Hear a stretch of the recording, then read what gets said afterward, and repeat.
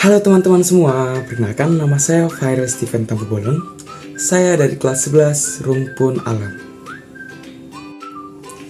Pada pertemuan kali ini, saya akan melakukan praktikum cara pembuatan koloid dari agar-agar. Namun, sebelum kita lanjut lebih dalam, kita harus mengerti terlebih dahulu mengenai sistem koloid. Sistem koloid adalah campuran antara dua zat yang mempunyai perbedaan fase dengan partikel terdispersinya, tersebar merata dalam fase pendispersi.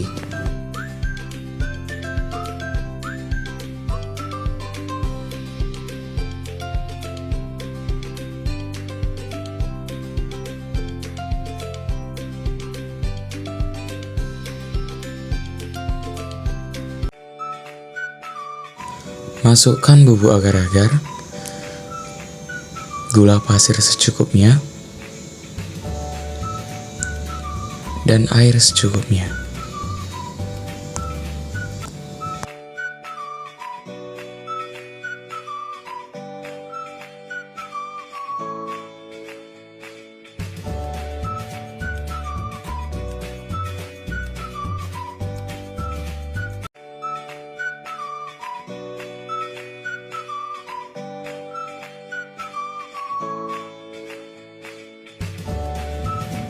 Aduk semua bahan hingga semuanya tercampur merata.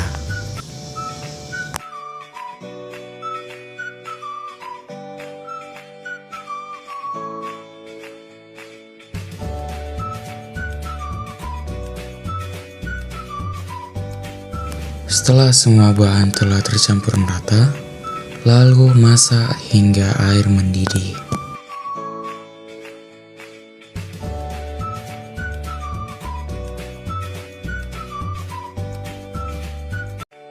Setelah air mendidih, lalu masukkan air ke dalam cetakan.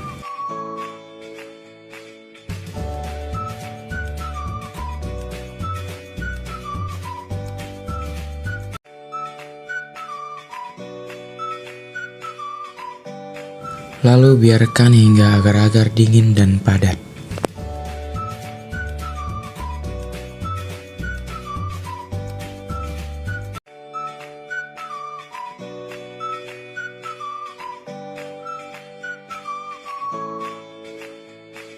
Proses pembentukan koloid pada agar-agar.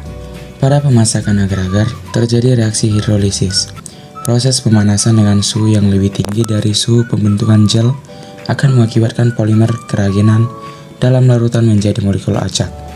Bila suhu menurun, maka keraginan akan membentuk struktur double helix atau pilihan ganda dan membentuk polimer, dan apabila penurunan suhu terus dilanjutkan, polimer-polimer ini akan terikat saling silang secara kuat, dan dengan makin bertambahnya bentuk helix akan terbentuk agregat yang membentuk gel yang kuat. Sifat koloid pada agar-agar. Di sini agar-agar mempunyai sifat koloid diofil, dalam arti agar-agar yang belum jadi atau dalam fase cair terabsorpsi oleh fase padatnya, sehingga mengakibatkan seolah-olah bentuk agar-agar adalah padat. Jenis koloid pada agar-agar. Agar-agar termasuk koloid jenis gel. Gel merupakan jenis koloid yang terbentuk dari campuran zat padat dan zat cair. Gel terbentuk karena fase terdispersi mampu mengabsorpsi medium pendispersinya. Kesimpulan, agar-agar disebut koloid karena dalam proses pembuatannya terbentuk struktur gel yang tercipta karena ketika dipanaskan di dalam air, molekul agar-agar dan air bergerak bebas. Kemudian saat didinginkan, molekul-molekul agar-agar merapat satu sama lain, memadat, dan membentuk kisi-kisi yang mengurung molekul-molekul air, sehingga terbentuklah sistem koloid padat dan cair. Pada sistem koloid ini, yang menjadi fase terdispersi adalah air, dan yang menjadi fase pendispersi adalah molekul agar-agar. Nah, jadi seperti itu teman-teman, apa itu sistem koloid dan cara pembuatannya. Dan ternyata, sistem koloid terdapat di kehidupan kita sehari-hari. Terdapat dalam santan, minyak, susu, dan contoh lainnya seperti agar-agar yang sering kita konsumsi. Jadi, sekian dan terima kasih pada pertemuan kali ini. Saya Fairul Steven Tambubolon, izin pamit undur diri.